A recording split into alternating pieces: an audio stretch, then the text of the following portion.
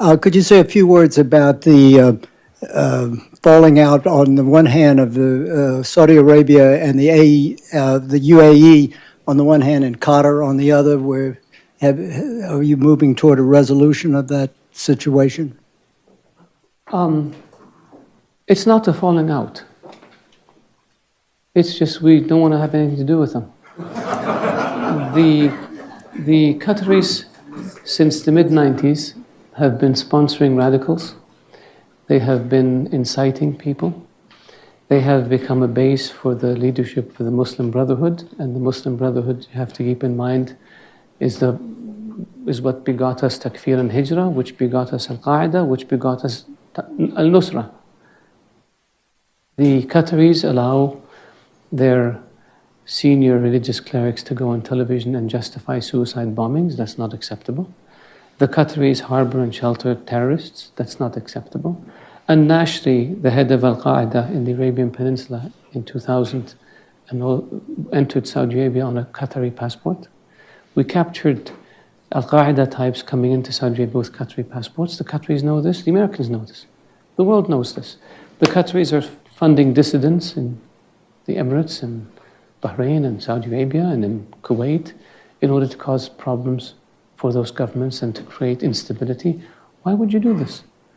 The Qataris pay ransom to terrorist groups, including $500 million to Hezbollah in Iraq, $50 million to Qasem Soleimani, according to text messages between the Qatari ambassador in Iraq and the foreign minister of Iraq, including I don't know how much to Hezbollah in Lebanon. Is that acceptable?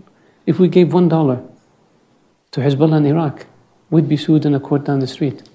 And so the Qataris use their media platforms to spread hate.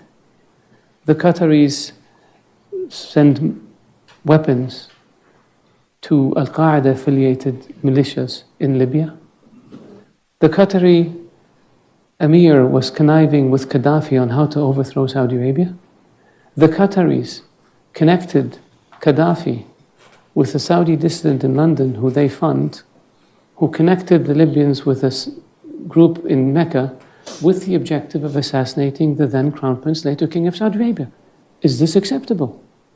We have phone conversation that the Libyans gave us after they overthrew Gaddafi, where the then Emir of Qatar is telling Gaddafi how he's recruiting princes and tribal leaders and military officers and members of the royal family to cause mischief and destabilize Saudi Arabia, and predicted that within 10 years there would be no royal family in Saudi Arabia. Is this acceptable? They do the same thing in Bahrain and in Kuwait and in the Emirates. So in 2012, we cut off relations with them, the same countries. And a year later, they came back and agreed that they will end all of this nonsense. And they signed an agreement. And nothing happened. So this time, we said, you know what? We're not going to deal with you. Unless you change. We will not allow you. There's a list of terror finances that the US puts out, the UN puts out. And a number of them are living openly in Qatar, raising money and giving it to bad people. Is this acceptable? Shouldn't be. Why do the Qataris get away with it? Because I think people see a young country, young leadership, they buy fancy buildings, they have a nice airline, and they think, wow, these guys are really modern. But we have to deal with the dark side that I just explained. And so that's why we said, unless you change, we're not going to deal with you. Now, what happened since we took this action? They signed an MOU with the US on terror financing that they had refused to sign before. They changed their laws to allow the introduction of evidence provided by a foreign government. They reduced their support for Hamas, which opened the door for reconciliation among the Palestinians. All of these are good things. Now we're waiting for them to continue to implement all the things that they promised to implement.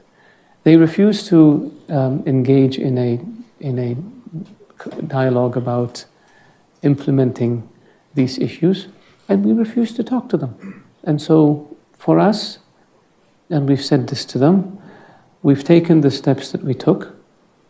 No dealing with Qatar. You can't overfly airspace. You can't import things from our market. We will not, the military cooperation is still ongoing because that's a GCC issue, and with the US, so we do that. But the other stuff is all frozen until they change. And I hope they change. And if they don't change, we're patient people. We'll wait for 10, 15, 20 years, 50 years. How long did it take you with Castro in Cuba? We can do the same with Qatar. We'll have no issue. It would be nice of them if they acknowledge that they have a problem, and then they can fix the problem.